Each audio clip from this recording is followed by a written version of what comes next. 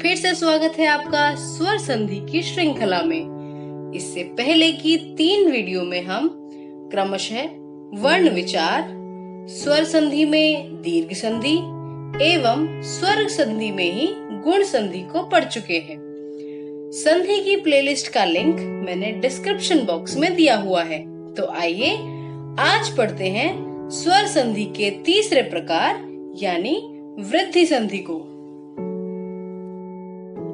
उपविषय वृद्धि संधि पर आने से पहले मैं आपको स्वर संधि की परिभाषा संक्षिप्त रूप में बता देती हूँ।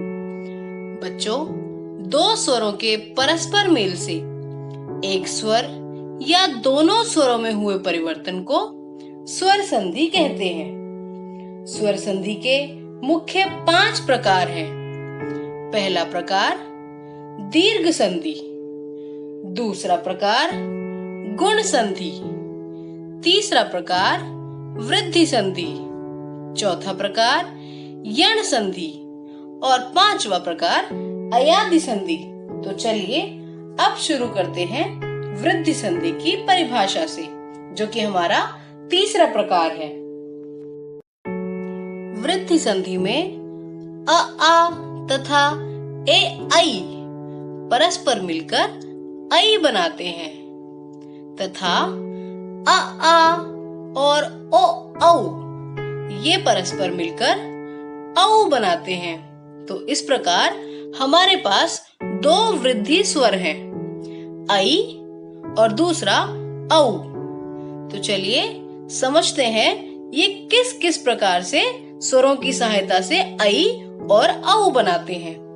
पहले कॉलम में देखिए, जब ऋस्व अ ऋस्व ए से मिलता है तो ऐ बनाता है। ऋस्व अ जब दीर्घ ऐ से मिलता है तो भी ऐ बनाता है। दीर्घ आ ऋस्व ए से मिलता है तो भी ऐ बनाएगा। दीर्घ आ और दीर्घ ऐ मिलता है तो भी हमारे पास ऐ ही बनेगा। आइए अब दूसरे कॉलम में देखते हैं, जब ऋस्व अ ओ से मिलता है तब औ बनाता है। जब ऋस्व अ औ से मिलता है तब भी औ का उच्चारण ही होता है। जब दीर्घ आ ओ से मिलता है तो भी हम औ का उच्चारण ही पाते हैं और जब दीर्घ आ औ से मिलता है तो भी हमें औ का उच्चारण ही प्राप्त होगा। आइए अब हम वृद्धि संधि को उदाहरण की सहायता से समझते हैं। यहाँ हम ऋस्व अ तथा दीर्घ आ की संधि ऋस्व ए तथा दीर्घ ऐ से होने पर उच्चारण में क्या प्रभाव पड़ते हैं यह जानेंगे। चलिए प्रथम प्रकार को देखते हैं।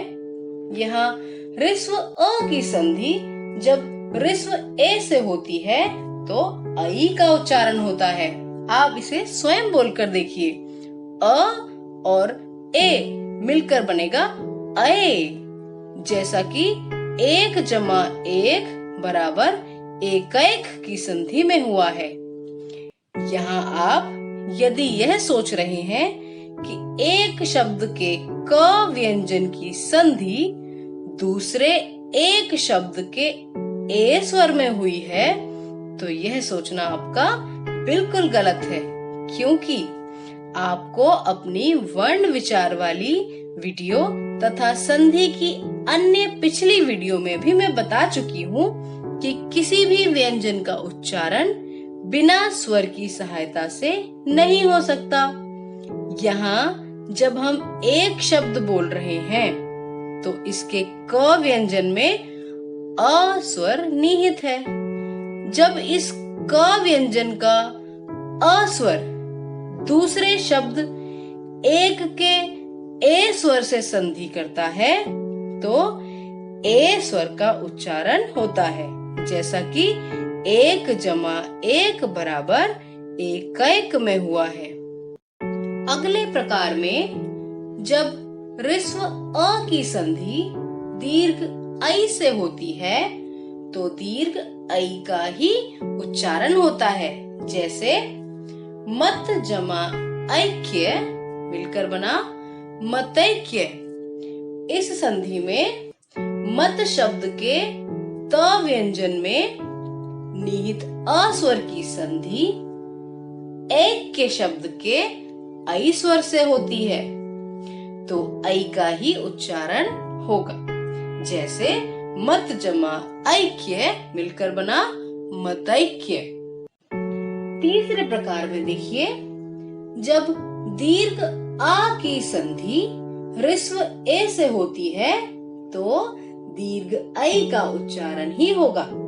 जैसा कि यथा जमा एव बराबर यथैव की संधि में हुआ है। यहाँ यथा शब्द के थ व्यंजन में निहित आ स्वर की संधि एव शब्द के ए स्वर से होती है, तो ऐ का उच्चारण ही होता है। जैसे यथा जमा एव यथैव। अब चौथा उदाहरण देखिए, जब दीर्घ आ की संधि दीर्घ ऐ से होती है तो भी दीर्घ ऐ का ही उच्चारण होता है। जैसा कि महा जमा ऐश्वर्य मिलकर बना महेश्वर्य। यहाँ महा शब्द के ह व्यंजन में निहित दीर्घ आ स्वर की संधि ऐश्वर्य शब्द के दीर्घ ऐ स्वर से हो रही है, तो ऐ का उच्चारण ही होता है। जैसे महा जमा ऐश्वर्य मिलकर बना महेश्वर्य। आइए दोस्तों, अब हम दूसरे वृद्धि स्वर औ की बात करते हैं। यहाँ हम ह्रस्व अ तथा दीर्घ आ की संधि ह्रस्व ओ तथा दीर्घ औ से होने पर उच्चारण में क्या परिवर्तन होता है ये समझते हैं। पहले प्रकार में ह्रस्व अ की संधि ह्रस्व ओ से होने पर दीर्घ औ का निर्माण होता है। जैसा कि परम जमा ओज मिलकर बनेगा परमौज। इस संधि में ऐसा ही हुआ है। यहाँ परम शब्द के म व्यंजन में निहित अ स्वर की संधि ओज शब्द के ओ स्वर से होने पर औ का उच्चारण हुआ है। जैसा कि परम जमा ओज परमौज।